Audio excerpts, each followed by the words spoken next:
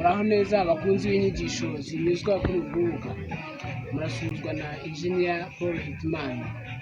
Uyu munsi rero twabateguriye inyigisho zerekeranye n'ikoreshwa rya GPS receiver.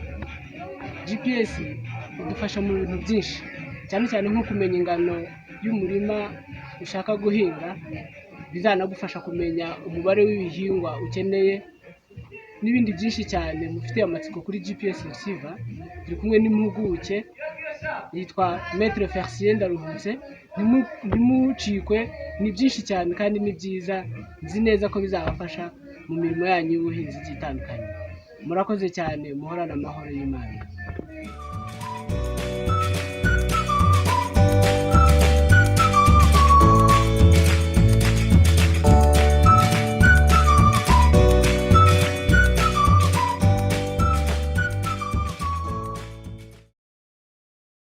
Nitwa Ndaruhutse Felicien, nkaba ndi umwarimu muri IPRC Huye mu ishami ry'ubuhinzi.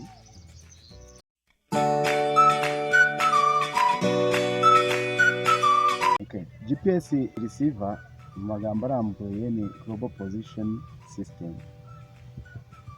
GPS rero yifashishwa mu buhinzi,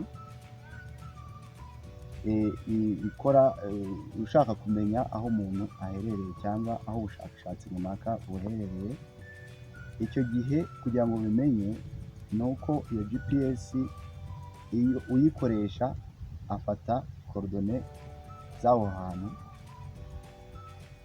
Rero izo korodone nizo wifashisha, ukaba ushobora kuzifata ukazishyira mu ikarita cyangwa ukazishyira mu ikarita, ukamenya neza, ugashobora gukora mapu cyangwa ikarita y'aho hantu umuntu aherereye.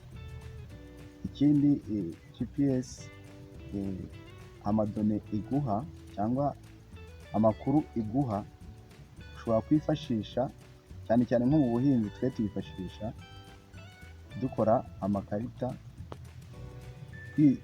twifashishije software bita ArcGIS.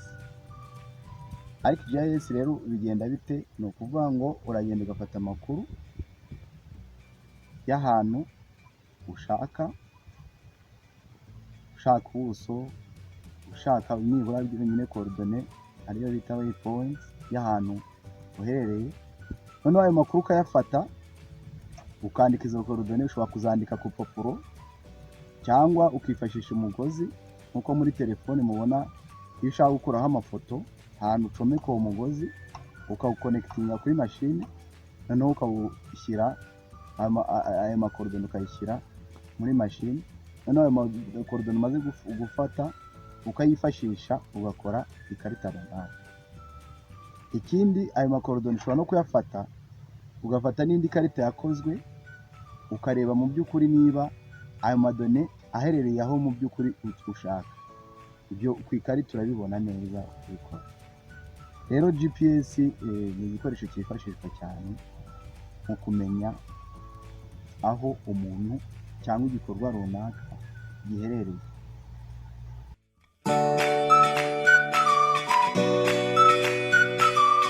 Receiver ikenewe cyane mu buhinzi kuko buriya mu bushakashatsi ifite akamaro kanini cyane.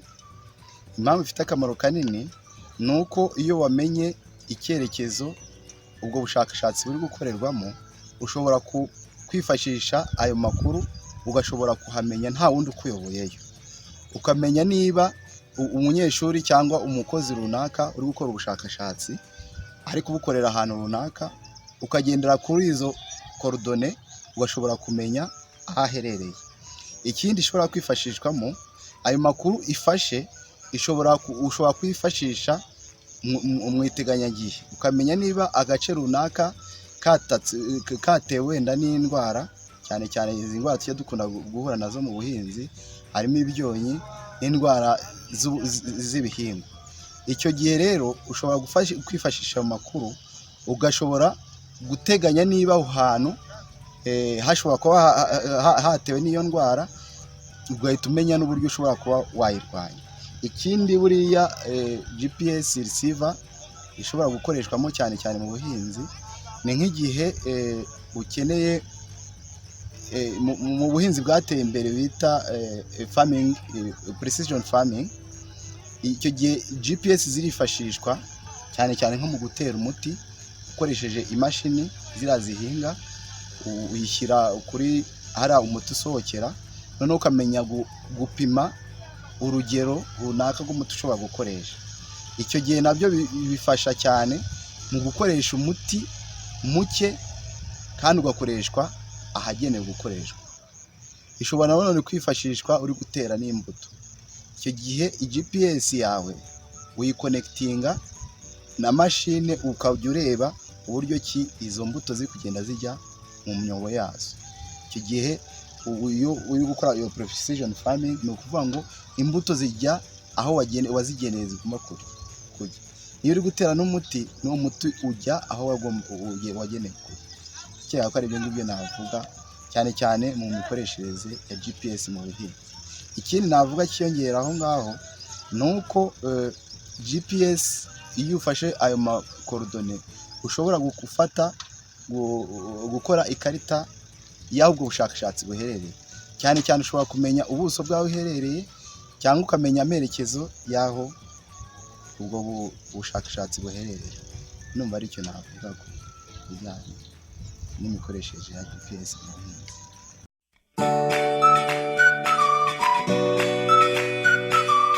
Mbere yo gukoresha rero iyo GPS hari ibintu by'ingenzi ugomba kubanza gutora.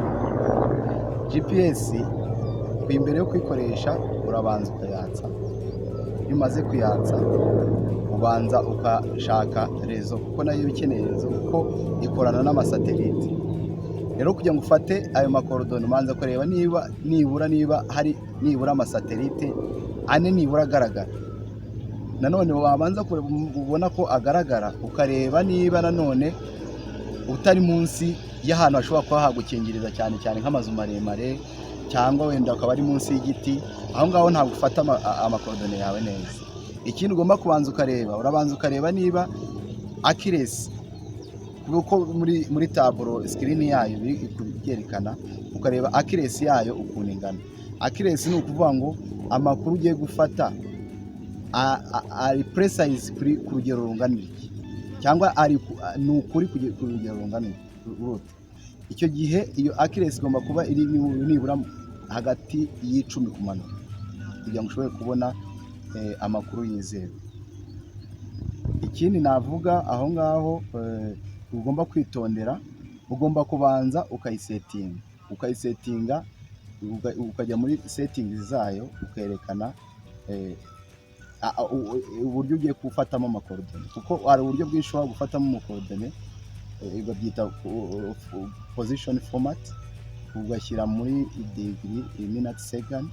Ayo madone niyo iyo umaze gusetinga gutyo niyo bikorohera kugira ngo umenye amakorodone ugiye gufata niba kuko uyafashe mu buryo buri.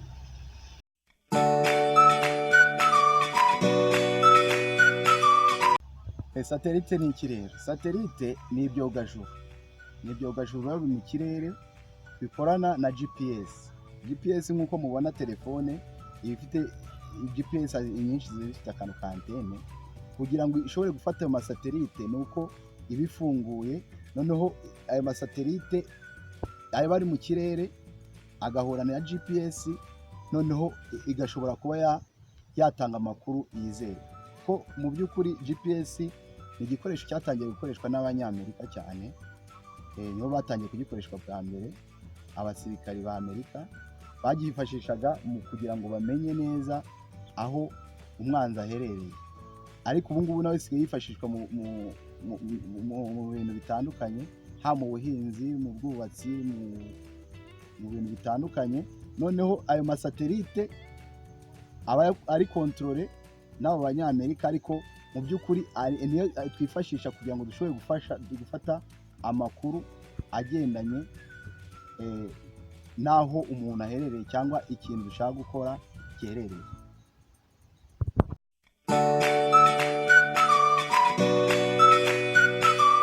Maintenance rero ya GPS.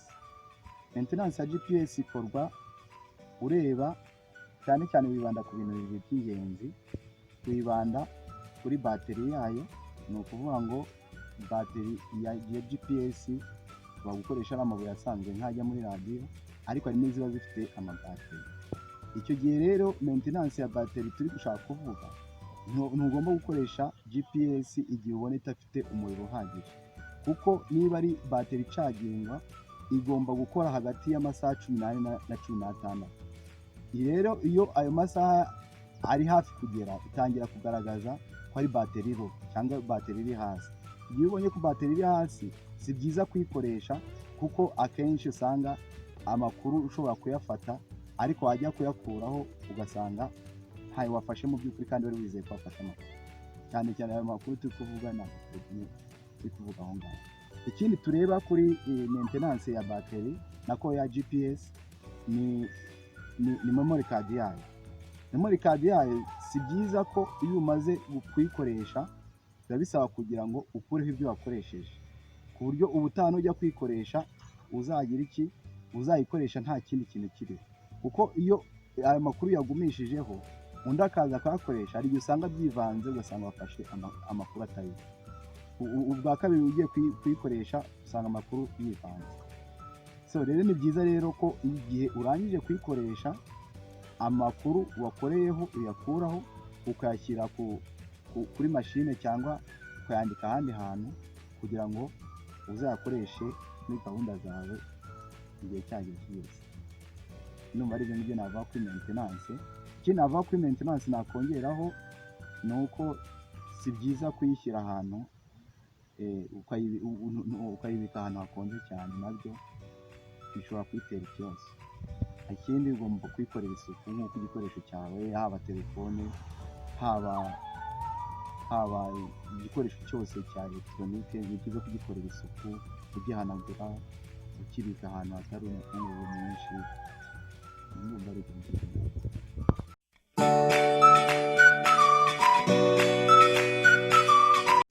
Ariko GIS nakomeje kuyivuga, ni component cyangwa ni package igaragara muri GIS software. Ariko GIS yifashishwa mu gukora amakarita. Amakarita rero ushobora gukora ari mu bwoko butandukanye. Hari ikarita ushobora gukora ugendeye ku makorodone byonyine ufite yafashwe na GPS, kubera ko GPS twabwiye ko ifata amakorodone geographique. Ushobora no gufata ikarita yakozwe ifite amakorodone ukayakuraho ukayifashisha mu gukora indi karita runaka, wenda akaba ari ikarita yenda y'u Rwanda cyangwa y'isi, ukoraho amakorodone ubona iri hard copy, then ukayakoramo indi karita runaka. Ushobora no gufata amakorodone, ushobora gukoresha amadata cyangwa amadone cyangwa amakuru avuye ku ifoto yafashwe, ukayafata ukayakoresha, ugakuramo amakorodone ashobora kugufasha gukora ikarita yindi runaka. GPS rero cyane mu buhinzi tifashisha dukora amakarita atandukanye ku makuru dukuye ahantu hatandukanye.